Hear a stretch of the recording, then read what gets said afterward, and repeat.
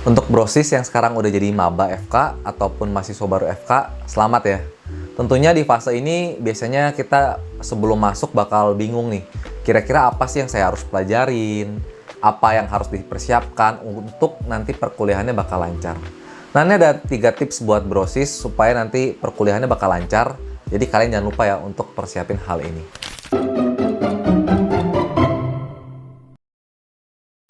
Jadi yang pertama, kita perlu mempersiapkan maba FK starter kit.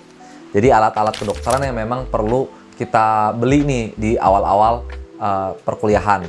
Supaya apa? Kalau misalnya kita latihan praktek, itu biasanya bakal mempermudah kita dan memperlancar kita untuk praktek ke depannya. Jadi yang pertama itu litmen.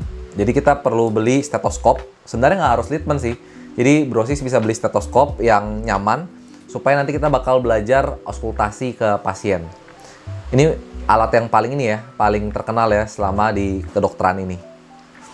Nah, kenapa harus litmen? Kalau misalnya brosis memang mau belinya jangka panjang, itu biasanya beli litmen karena dia double membran.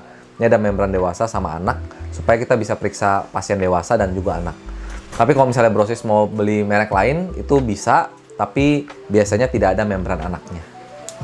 Nah, yang kedua itu tensimeter. Percaya brosis, pas nanti brosis selama jadi maba FK, itu pasti banyak banget yang minta untuk ditensi. Om, tante, bapak, ibu, anak, saudara, siapapun itu. Biasanya bakal bilang, tensi dong gitu. Nah, itu normal ya. Bakal kayak gitulah pokoknya. Nah, untuk tensi sendiri memang yang kita saranin itu adalah tensi jarum. Soalnya selama nanti brosis bakal skilab ujian prakteknya tensi, itu pasti tensinya pakai tensi jarum, bukan otomatis. Gitu ya. Nah, ini tensi jarum. Kayak gini bentukannya. Nanti bakal dipasang sih ininya, bulbnya atau pompanya di sini. Nah, nanti brosis bakal belajar tuh nyari diastol, nyari sistol gitu ya, pakai tensi jarum ini. Gitu. Walaupun memang nanti kalau misalnya di rumah sakit, kalau lagi koas, kita tensi banyak orang, kita bisa pakai tensi otomatis. Gitu. Nah, selanjutnya kita perlu termometer. Nah, termometer memang disarankan itu termometer ketiak, karena pas ujian balik lagi, pas ujian skilab biasanya ujiannya pakai termometer ketiak gitu. Tapi kalau misalnya nanti di rumah sakit, bisa juga misalnya brosis punya termometer tembak atau termometer dahi, itu juga bisa dipakai. Kita lanjut. Itu adalah hammer. Ini salah satu alat kedokteran yang unik sih.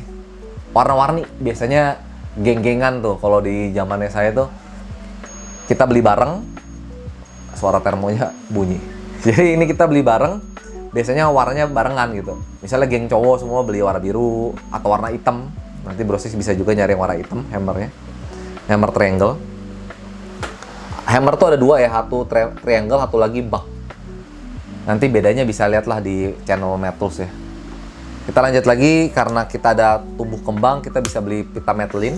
Jadi ini buat ukur biasanya lingkar kepala, lingkar lengan, dan lain-lain. Pita metlin. Lanjut, itu ada otoskop. Jadi ini sebenarnya buat periksa telinga ya. Jadi ini bisa periksa telinga nih. Tapi kalau misalnya mau penlight itu bisa jadi penlight juga. Jadi ini 2 in 1. Bisa jadi penlight dan otoskop. Dia namanya otoskop GC ya. Nah, ini juga penting banget buat kita beli.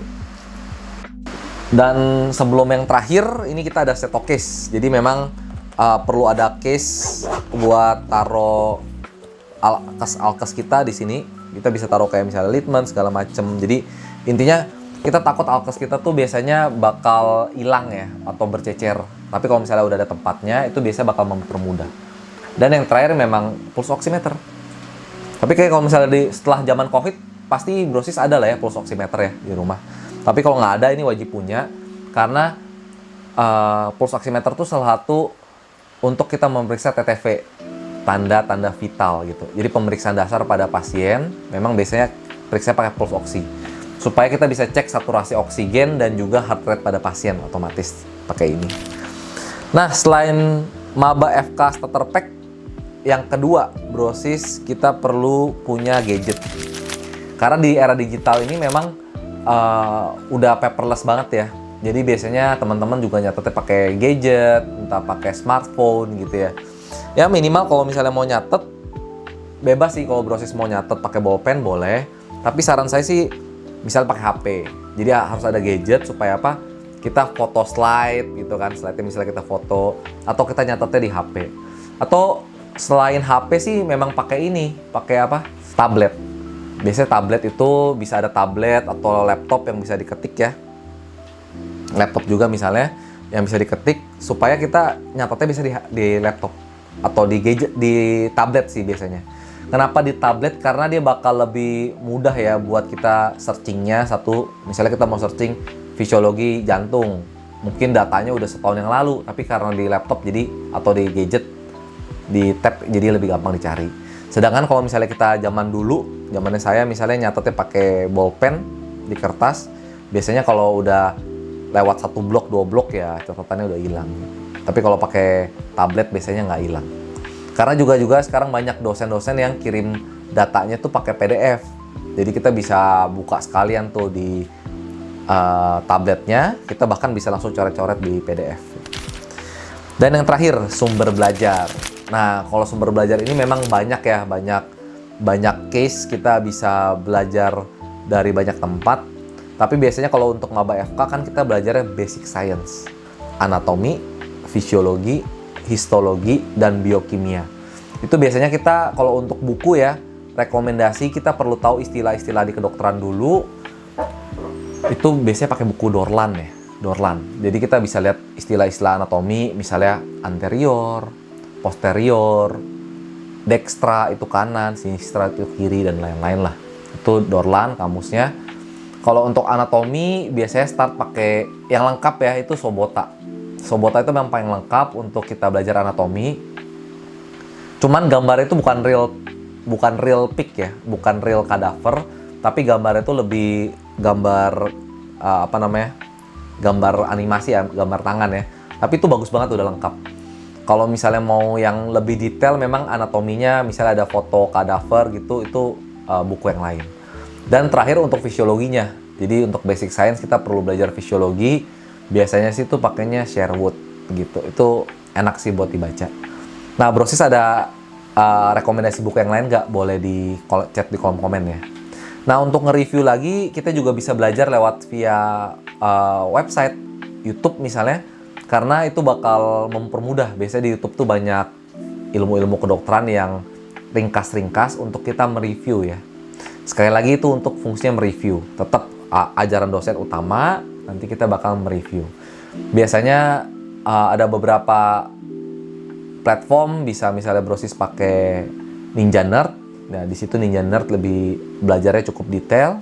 Kalau mau yang ringkas, kita bisa belajar di Osmosis. Osmosis itu juga dia enak sih, audio visual gitu. Visualnya oke, kita belajar juga oke.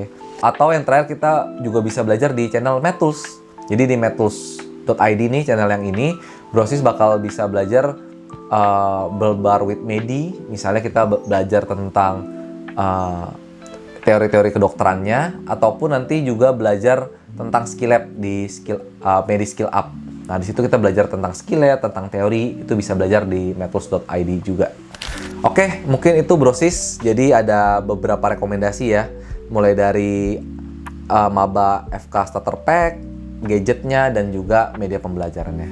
Nah, Brosis kira-kira sebagai maba FK ada tips yang lain nggak? Belajar di mana gitu, atau mungkin alat-alat yang lain yang diperlukan? Boleh ya chat di kolom komen. Kalau gitu, lancar terus perkuliahannya Brosis selama jadi maba FK. Semoga lancar ya sampai lulus jadi dokter. Dan sampai ketemu di video berikutnya. Prepare a Doctor.